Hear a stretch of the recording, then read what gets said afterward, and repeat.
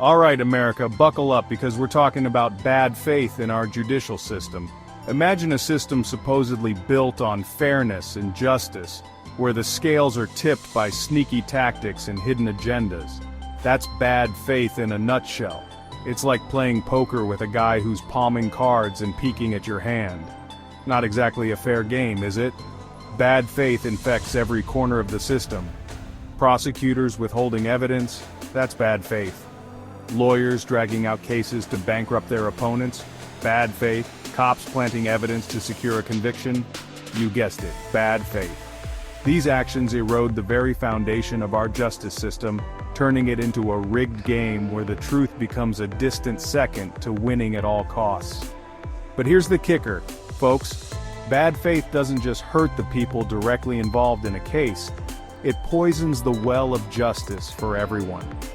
When people lose faith in the system's ability to deliver fair outcomes, they're less likely to cooperate with law enforcement, participate in jury duty, or even report crimes. It's a vicious cycle that undermines the very fabric of our society.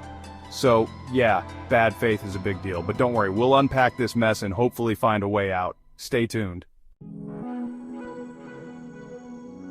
Let's get down to brass tacks with some real-life examples of bad faith in action. Remember the case of Walter McMillian? This innocent man spent 6 years on death row in Alabama because the prosecutor hid evidence that would have cleared his name. 6 years? That's longer than some HBO shows stay on the air.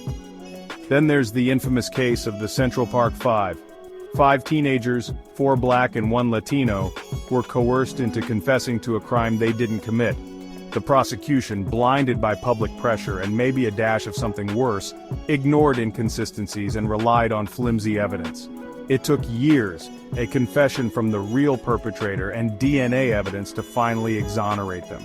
These are just 2 examples in a sea of countless others. Statistics paint a grim picture.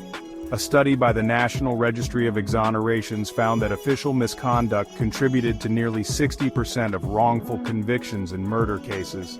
That's right, folks, in almost 2/3 of cases where innocent people were found guilty of murder, someone in the system was playing dirty.